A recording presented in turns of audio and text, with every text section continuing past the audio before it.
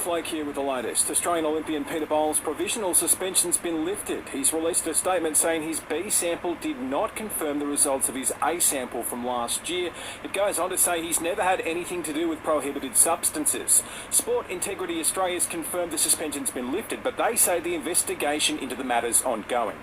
A 7-week-old baby is now receiving treatment in Brisbane after being medically evacuated from Bali. Lucky is in a critical but stable condition with a bacterial infection and flew into Australia on an emergency flight with her mother overnight. It's thanks to Aussies digging deep with a GoFundMe campaign raising $200,000 to get her here.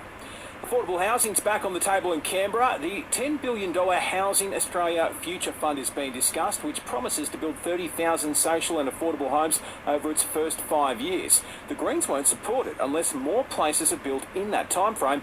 Emergency Services Minister Murray Watt says it's a good start. I really feel for people, and we all know people who are really struggling to either to get in the housing market or even just get a rental. And in the Albanese Labor government, they've actually got a government who's on their side for the first time in 10 years, who's making serious investments. We know this is going to take time to rectify. New Zealand's declared a national state of emergency as it cops a drenching from ex-tropical cyclone Gabrielle. Thousands across the North Island are without power thanks to all the wild weather. And federal police are warning singles about fake profiles on dating apps this Valentines Day. Australians lost $40 million to romance scams last year.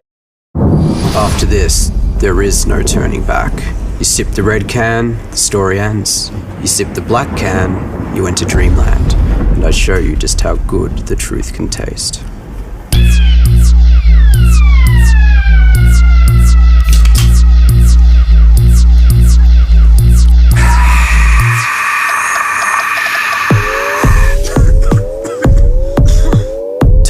Max Taste Challenge. Dyson Heppels received more support to captain a 7th straight campaign for the Bombers. Last week it was coach Brad Scott, while reigning best and fairest Peter Wright's also thrown his support behind Heppel. And we're waiting to see who's named in the second test between Australia and India when it gets underway later this week.